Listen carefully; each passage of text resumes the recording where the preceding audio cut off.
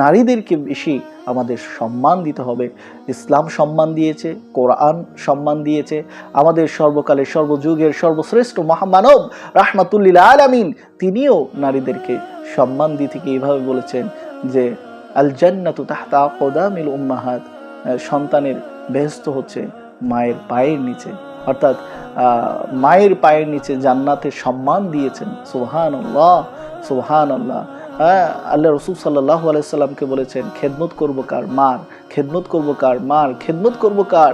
মার। এরপরে চতুর্থবার রাসূল করিম সাল্লাল্লাহু আলাইহি সাল্লাম বলেছেন খেদমত করো বাবা। বুঝুন তাহলে মা জাতি কত সম্মান। অতএব আপনি যেমন সম্মান এবং সম্মানিত, আবার দেখবেন বেশি সম্মান আপনার যেমন আছে, আপনি যখন আপনার যখন বদনাম ছড়িয়ে দেবে, আপনি যখন একটা আপনার জায়গায় একটা কালি আপনার চলে আসবে, তখন কিন্তু এই সম্মান সব দুলিচ্ছাদ হয়ে যাবে, সব সম্মান এক নিমিষেই শেষ হয়ে যাবে। অতএব আপনি যেমন সম্মানিত জাতি, অতএব আপনার কাছে সম্মানটাই আপনার ব্যবহার, আপনার চালচলন, আপনার আচরণ, আপনার বিহেভিয়ার, আপনার ক্যারেক্টার, আপনার সব কিছু সম্মানের জায়গায় হবে। আপনার প্রতিটা ক্ষেত্রই হবে সম্মানের মতো। যে কোনো কাজ করো না ভাই, যে কোনো কাজ করো, তা যেন হয় সবার চেয়ে সবচেয়ে সুন্দর। যে কোনো কাজ করো না ভাই, যে কোনো কাজ করো, তা যেন হয় সবার চেয়ে সবচেয়ে সুন্দর। আমরা যে কাজই করি না কেন, সেই কাজটা যেন হয় সবচেয়ে সুন্দর, সবচেয়ে হাসানা যেন হয়, উত্তম হয়। আল্লাহ আমাদেরকে তৌফিক দান করুন, আমিন। তবে কষ্ট করেন, যখন আপনার হাজব্যান্ড ঘরে ঢুকবে, ওই মুহূর্তে আপনার হাজব্যান্ডের সাথে যে আচরণটা হবে সবার প্রথম, তখন তাবাসসুম হাসি, পারলে আপনি সালামের প্রতিযোগিতা করুন, আপনি তাকে সালাম দেওয়ার চেষ্টা করুন। যদি সে ভালো হয়, আপনার হাজব্যান্ড যদি উত্তম হয়, রাসূল করিম সাল্লাল্লাহু আলাইহি ওয়াসাল্লামের শিক্ষা হয় আলা মাল্লাম আরাফতা ওয়া মাল্লাম তারিফ, হ্যাঁ, পরিচিত অপরিচিত ব্যক্তিকে সালাম দেয়া এটা হচ্ছে সর্বশ্রেষ্ঠ কাজ ইসলামের। হ্যাঁ, এই হাদিস তো সে জানেই না। অতএব আপনার এখানে একটা সবচেয়ে বড় মিসিং আছে, সেটা হচ্ছে জুমার দিন কেন আপনার হাজব্যান্ডকে এই ইমামের সামনে পাঠান না, খতিব সাহেবের সামনে পাঠান না? সে তো এই নিয়ম কানুনগুলো, এই আদর্শগুলো, নবী সাল্লাল্লাহু আলাইহি ওয়াসাল্লামের বায়োগ্রাফি এবং ইসলামের নিয়ম পদ্ধতি, এবং কোন তরিকায় চললে সংসার শান্তি হয়, কোন পদ্ধতিতে চললে জীবন পরিবর্তন হয়, সামাজিক, পারিবারিক, রাষ্ট্রীয়, ব্যক্তি জীবন, সমস্ত প্রত্যেকটা ক্ষেত্রেই দেখবেন শান্তি আসবে। কখন? যখন আপনার জীবনটা চলবে ইসলামের সাথে। সুবহানাল্লাহ। অতএব নারীদের এই জায়গাটা একটা ভুল আছে। আপনারা যারা জেনারেল শিক্ষিত, এইসব ভাইদেরকে আপনারা জুমার দিন আজানের পূর্বে তাদেরকে আজানের আধা ঘন্টা আগেই পাঠিয়ে দেন, ওইখানে গিয়ে বসে থাকবে। কেননা জুমার দিনে একটি বিশাল বড় একটি ফজিলত আছে, যে ব্যক্তি সবার আগে মসজিদে প্রবেশ করবে, প্রতিযোগিতার কথা আছে। আল্লাহ রাসূল সাল্লাল্লাহু আলাইহি ওয়াসাল্লাম বলেছেন তার জন্য একটি উট কোরবানি করার সওয়াব দান করবে। সুবহানাল্লাহ। কোথাও গরু, কোথাও ছাগল, হাঁস, মুরগি, ডিম, এরকমভাবে ইত্যাদি ইত্যাদি এরকম সওয়াবের বেনিফিট রয়েছে। অতএব অসংখ্য নিয়ামতের আপনার আল্লাহ তাআলা আপনাকে পরিপূর্ণ করে দিবেন। সুবহানাল্লাহ। অতএব নারীদের এই কৌশলটা অবলম্বন করা, আপনারা যেহেতু অনেক সম্মানিত, এই জন্য জ্ঞানী হতে হবে। আমি বারবার বলেছি, যদি আপনি জ্ঞানী হন তাহলে আপনি কখনোই কোনোদিন অসম্মানিত হবেন না, আপনি আরও বেশি জয়ী হবেন, আপনি বেশি মর্যাদা, ব্যক্তি জীবন, পারিবারিক জীবন, সমাজ জীবন, রাষ্ট্রীয় জীবন, প্রত্যেকটা সেক্টরে আল্লাহ তাআলা আপনাকে নারীদেরকে সম্মান দান করবে।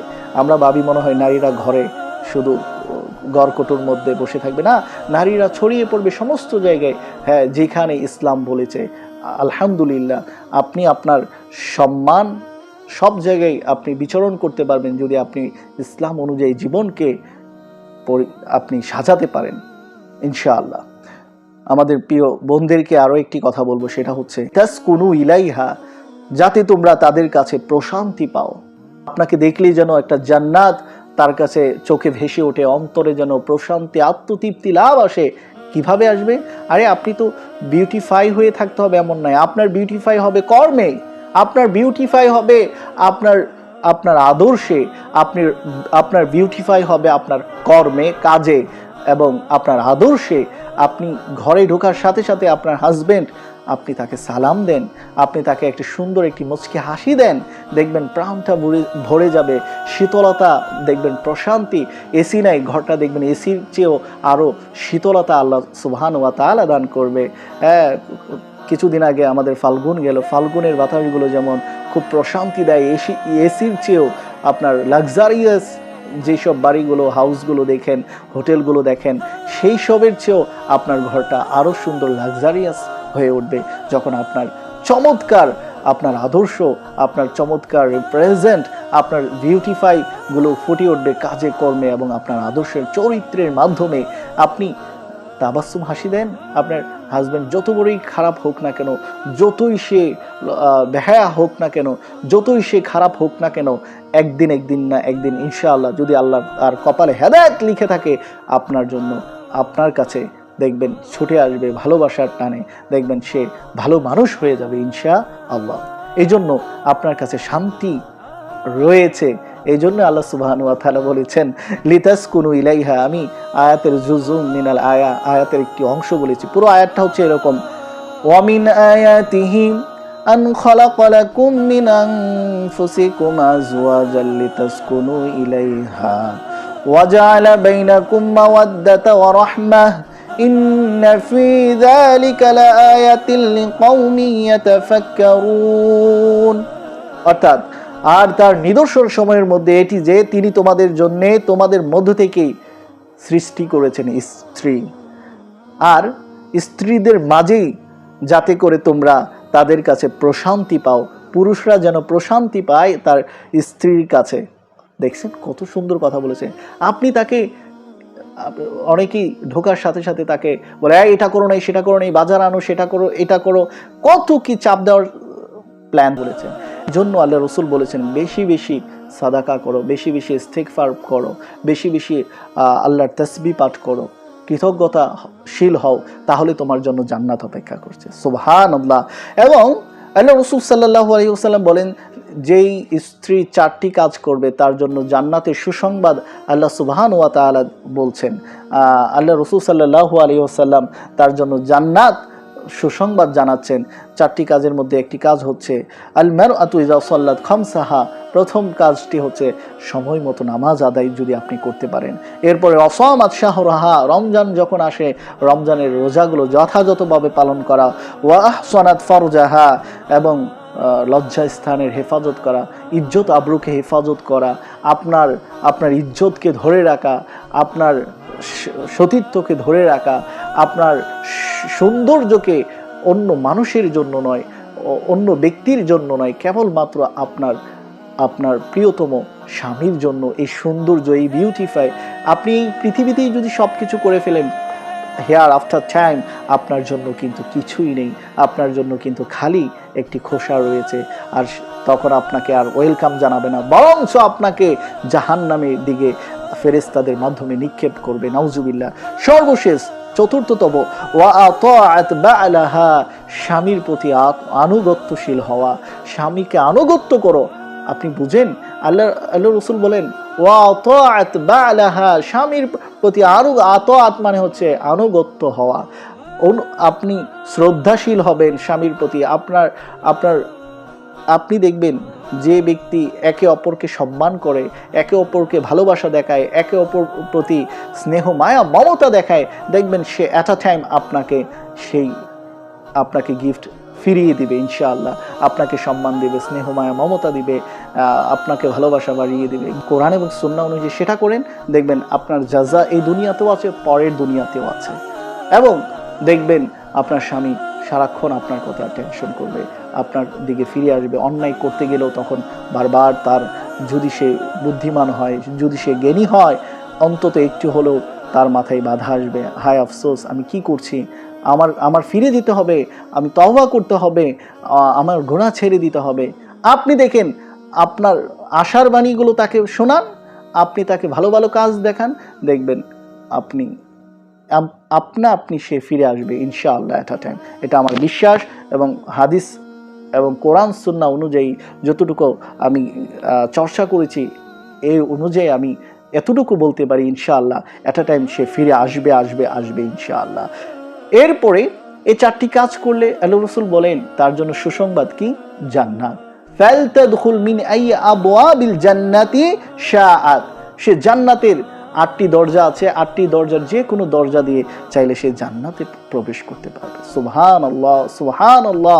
আপনি 8টি দরজার যে কোনো দরজা দিয়ে আপনি জান্নাতে প্রবেশ করবেন, সুবহানাল্লাহ, আপনাকে কোনো বাধা দিবে না। এই জন্য 4টি কাজ বড় বেশি কঠিন নয়, অনেক সহজ। একটু চিন্তা করলেই, একটু ভাবলেই, একটু বুঝলেই, একটু বিচক্ষণতার সাথে আপনি যদি একটু খেয়াল করেন, আপনার যদি প্রজ্ঞা থাকে, আপনি ইনশাআল্লাহ সফল হবেন।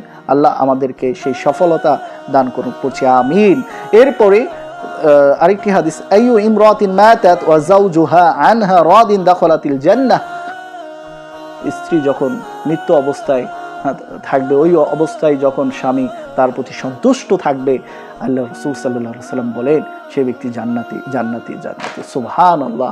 আসুন না আমরা আমাদের জীবনটাকে, পরিবার, দুনিয়া, এই ইহকাল এবং পরকাল উভয় দুনিয়াটা জান্নাতে রূপান্তরিত করি। আমাদের জন্য ওয়েলকাম জানাচ্ছে, আমাদের জন্য অপেক্ষা করছে জান্নাত। অতএব আসুন একে অপরে আমরা আমাদের জীবনটাকে সাজাই কোরআন এবং সুন্নাহ অনুযায়ী। তাহলে দেখবেন অশান্তি দূর হয়ে যাবে, বিভ্রান্ত দূর হয়ে যাবে, আপনার যে মনে খটকা রয়েছে খটকাগুলো দূর হয়ে যাবে। আপনি পাবেন একটি সুন্দর সমাজ, সুন্দর জীবন এবং পরিপাটি একটি বিউটিফাই একটি সৌন্দর্য। আল্লাহ সুবহানাহু ওয়া তাআলা আমাদেরকে জান্নাত দান করবেন ইনশাআল্লাহ। আল্লাহর কাছে সেই ফরিয়াদ করি এবং বেশি বেশি আমরা একে অপরে দোয়া করব। প্রত্যেকের পরিবারের জন্য দোয়া করেন, রব্বানা হাব লানা মিন আজওয়াজিনা ওয়া যুররিয়াতিনা কুররাতা আইয়ুনি ওয়াজআলনা লিল মুত্তাকিনা ইমামা। আর নেক সন্তানদের জন্য দোয়া করেন, রব্বি হাবলি মিনাস সালিহিন, রব্বি হাবলি মিন লাদুনকা যুররিয়াতান তাইয়্যিবা ইন্নাকা সামিউদ দুআ।